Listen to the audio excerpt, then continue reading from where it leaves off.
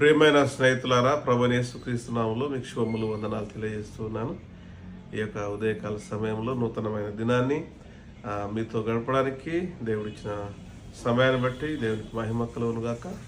Bible వాక్యంలో ఈరోజు మనం ఒక చిన్న వాక్యాన్ని ఒక నిమిషం మనం ధ్యానం చేసుకుందాం.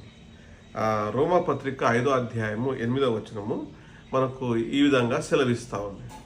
ఏమనంటే, అయితే దేవుడు మన ఎడల తన ప్రేమను వెల్లడిపరుచున్నాడు. ఎట్లనగా, మనం ఇంకను పాపులమై ఉండగానే క్రీస్తు మన కొరకు చనిపోయెను.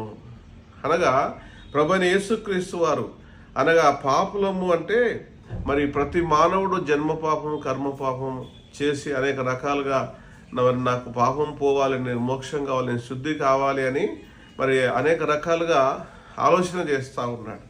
ప్రియమైన స్నేహితుడా, ఈరోజు మనకు దేవుని వాక్యం సెలవిస్తుందా ఏముందంటే, మరి యేసుక్రీస్తు ప్రభువారు ఆ కల్వరి శిలువలో ఎవరు చూపలేని ప్రేమను, మరి ఎవరు చేయలేని త్యాగాన్ని, మీ స్నేహితుడు కావచ్చు, మీ బంధువు కావచ్చు, మీ తల్లి కావచ్చు, మీ తండ్రి కావచ్చు, మీ అన్నదమ్ములు కావచ్చు, అక్కచెల్లెలు కావచ్చు, ఎవరు చూపలేని ఆ యొక్క శ్రేష్టమైన అగాపే దేవుని ప్రేమను ఆయన మన ఎడల తన ప్రేమను వెల్లడిపరిచి నీవు పొందవలసినటువంటి శిక్షను, ఆ యొక్క మరి మరణ శిక్షను తప్పించి ప్రభువైన యేసుక్రీస్తు వారు నీ కొరకు ఆ కల్వరి శిలువలో చనిపోయారు.